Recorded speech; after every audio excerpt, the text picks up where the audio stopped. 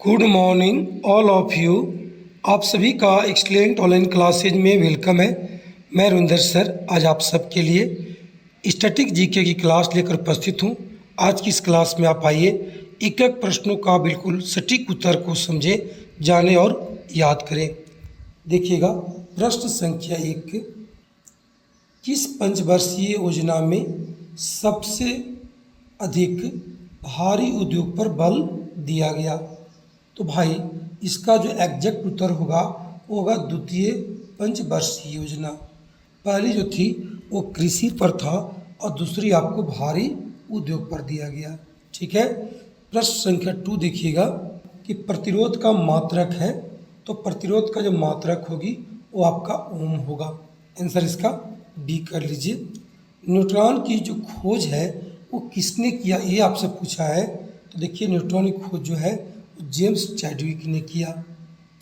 भारतीय अर्थव्यवस्था है कैसी भाई? तो भारतीय अर्थव्यवस्था एक मिश्रित अर्थव्यवस्था है। 4 का सी कर लीजिए। 5 देखिएगा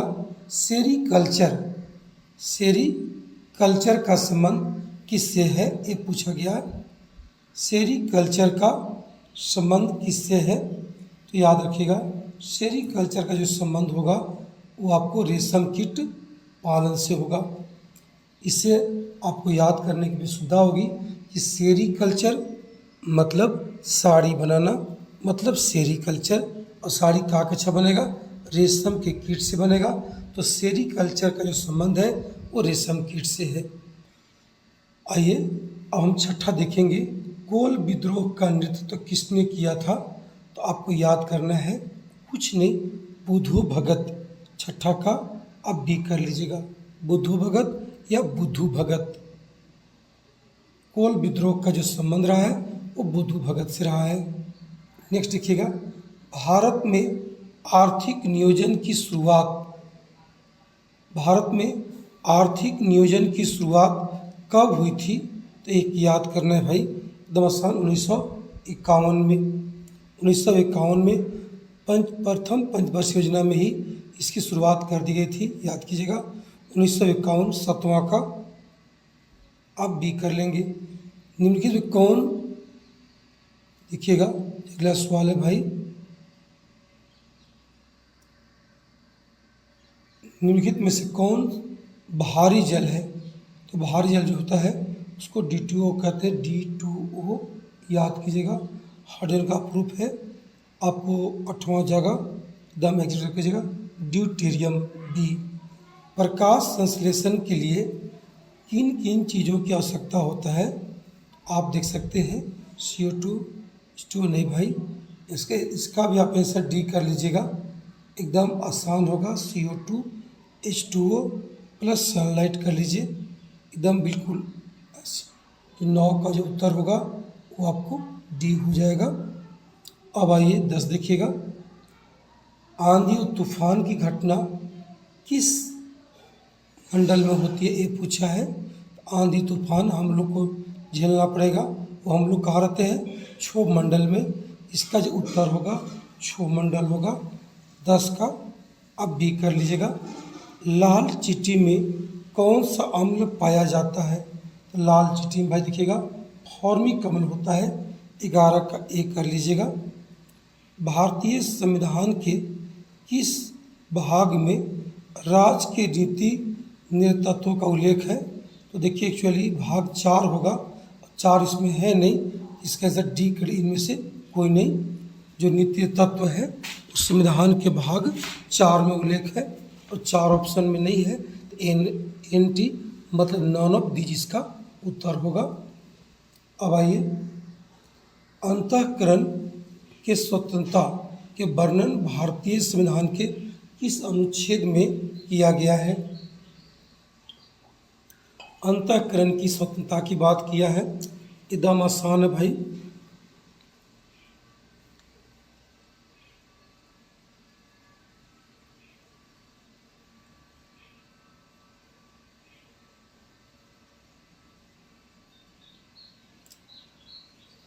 देखिएगा अगर अंतःकरण की स्वतंत्रता की बात किया छठू तो बिल्कुल इसका उत्तर होगा आर्टिकल 25। आर्टिकल 25 लगा लीजिए इसका। संवैधानिक उपचारों के अधिकार का वर्णन आर्टिकल 32 होगा। एकदम बहुत अच्छा प्रश्न है, बहुत बार पूछ चुका है इसको। संवैधानिक उपचारों का अधिकार, और जानते हैं आप लोग भीमराव अम्बेडकर साहब जी ने है इसको क्या कहे, संविधान की आत्मा भी कहे हैं। तो 14 का आप सी कर लीजिए। कुछ मिलान करना आपको दिखेगा, एकदम आसान होगा। मूल अधिकार हम लोग किस देश के संविधान से लिए हैं, तो यूएसए होगा। राज्य के नीति तत्व की बात करेंगे तो आयरलैंड से, और मूल कर्तव्य की बात करेंगे तो रूस से। भाई मिलान कर लीजिए आराम से, कहीं कोई दिक्कत नहीं। आइए 16 देखिएगा। स्त्री और पुरुषों को समान कार्य के लिए समान वेतन दिया जाएगा, इसका जो वर्णन किया गया भाई वो आर्टिकल, देखिए वो बड़ा गजब है। 39 तो है, लेकिन आपको देखिए 3 3 छ ग किया हुआ है। आप विचार कर लीजिएगा। आर्टिकल 39 के 3 के च होगा, याद कीजिएगा। ए कर लीजिए, 16 का ए कर लीजिए। अगला है भारतीय संविधान के किस अनुच्छेद में पंचायती राज व्यवस्था का वर्णन है। भाई ये आप आर्टिकल 40 कर लीजिएगा, आर्टिकल 40 कर लीजिए। 17 का सी हो जाएगा। अब आइए आगे, रोजगार एवं समानता में अवसर, रोजगार एवं समान, रोजगार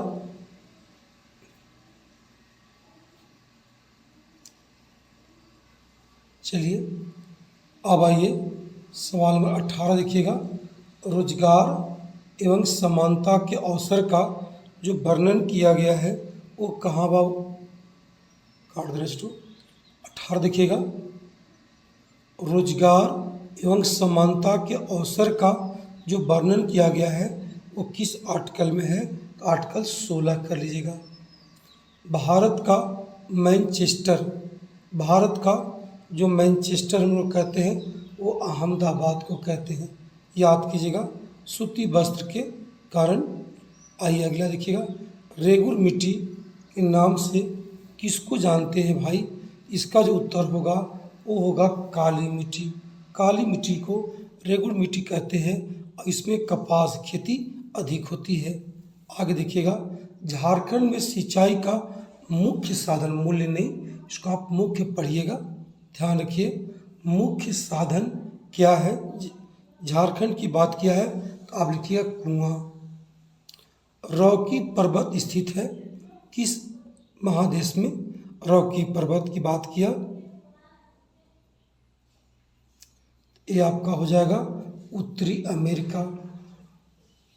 रॉकी पर्वत जो होगा वो उत्तरी अमेरिका में हो जाएगा, इसको आप टिक लगा लेंगे। देखिएगा, आइए 23 देखिएगा। भारत के किस नदी को तिब्बत में सांगपो के नाम से जाना गया है या जाना जाता है, तो लिखिएगा ब्रह्मपुत्र को। 23 का सी कर लीजिए। 24 देखिएगा। अमरकंटक की पहाड़ी से कौन सी नदी निकलती है, अमरकंटक की पहाड़ी से, तो भाई देखिए सोन निकलती, और नदी निकलती है, लेकिन यहाँ पे जो उत्तर होगा सोन होगा। 24 का आप ए कर लीजिए। भारत का एकमात्र ज्वारीय बंदरगाह कौन सा है, तो आपको 25 का उत्तर बी होगा, कांडला। कांडला कर लीजिए, गुजरात कांडला। आइए, पूर्वी घाट और पश्चिमी घाट को कौन सी पहाड़ी जोड़ती है, जोड़ने की बात किया है तो नीलगिरी पहाड़ी जोड़ती है, याद कीजिएगा। नाग देवी किस गुप्त शासक की पत्नी थी, नाग देवी, इसका जो एग्जैक्ट उत्तर होगा वो होगा, आप लिखिएगा, चंद्रगुप्त द्वितीय की पत्नी थी। किस वेद में गायन विद्या का वर्णन है, गायन विद्या का, तो आपको याद होना चाहिए सामवेद में, सामवेद पढ़ लीजिए इसको। आइए, सबसे प्राचीन स्मृति है, आपको याद कर होना चाहिए मनुस्मृति। 29 का सी कर लीजिएगा।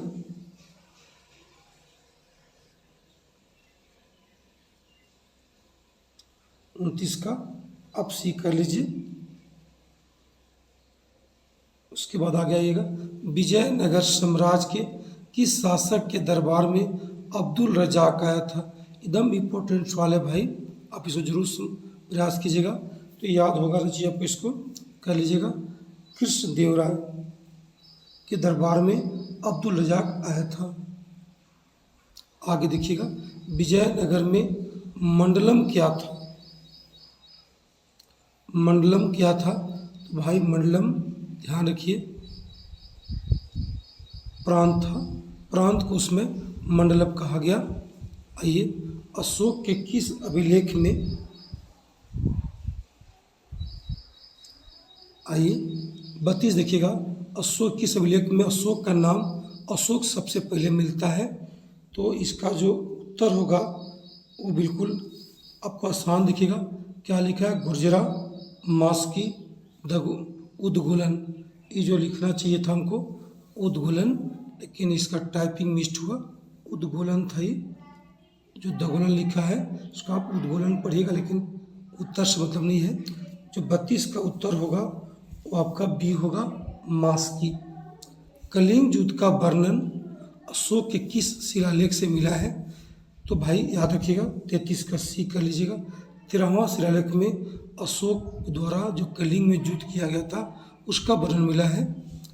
प्रभावती गुप्ता किस गुप्त शासक की बेटी थी। प्रभावती गुप्ता, तो याद करेंगे आप इसको आराम से, चंद्रगुप्त द्वितीय की। हाथी गुफा अभिलेख का संबंध किस शासक का है, तो खारवेल होगा। खारवेल नहीं, उसको खारवेल पढ़ेंगे, खारवेल याद करेंगे आप, खारवेल पढ़िएगा, उड़ीसा का है। हाथी गुफा अभिलेख जो है उसका संबंध है खारवेल से। 35 का उत्तर बी होगा। 36 देखिएगा, आमेर के राजा भारमल ने अकबर की अधीनता कब स्वीकार कर लिया था। देखिए 36 का उत्तर आप कर लीजिए बी, 1562 में, जब अपनी बेटी की शादी किया था। चलिए कोई बात नहीं, बी होगा। विजयनगर के किस शासक ने वेद मार्ग प्रतिष्ठापक की उपाधि धारण की थी। बहुत अच्छा सवाल है। 37 देखिएगा, 37 का उत्तर हो जाएगा बी, बुक्का प्रथम। अच्युता देव राय के दरबार में आने वाला नुनिज किस देश का घोड़ा व्यापारी था। नुनिज आया था अच्युता देव राय के दरबार में, वो कौन था, तो पुर्तगाल था भाई। इसका उत्तर होगा सी। 38 का सी आप कर लीजिए। 39 देखिएगा, हजारा अब विठल स्वामी का मंदिर का निर्माण विजयनगर के किस शासक ने करवाया। इसका जो उत्तर होगा एकदम 39 का उत्तर कर लीजिए, सी कर लीजिए, कृष्णदेव राय ने। कृष्णदेव राय विठल स्वामी और हजारा मंदिर का निर्माण करवाया। किसके आशीर्वाद से हरिहर प्रथम और बुका प्रथम मुसलमान से पुनः हिंदू बन गए थे। याद कीजिएगा विद्यारण्य। 40 का बी कर लीजिएगा, ये गुरु थे इन लोग का, और मुसलमान से हिंदू इन लोग फिर बने इनके सहयोग से। आइए, शिवाजी के 8 मंत्रियों के समूह को क्या कहा जाता है। बहुत इंपॉर्टेंट, तो लिखिएगा अष्टप्रधान। 41 का बी कर लीजिएगा, अष्टप्रधान। आइए 42 देखिएगा, चंद्रमौर्य को जैन धर्म की दीक्षा किसने दिया था। तो देखिए भद्रबाहु, भद्रबाहु नाम का व्यक्ति थे, जैन गुरु थे, उन्होंने चंद्रमौर्य को दीक्षा दिए थे। 42 का बी होगा। 43 देखिएगा, अकबर दिन इलाही धर्म कब चलाया था। अकबर द्वारा चलाया एक धर्म है दीन इलाही, वो कब चलाए थे। तो 43 का कर लीजिएगा, बी कर लीजिए, 1582।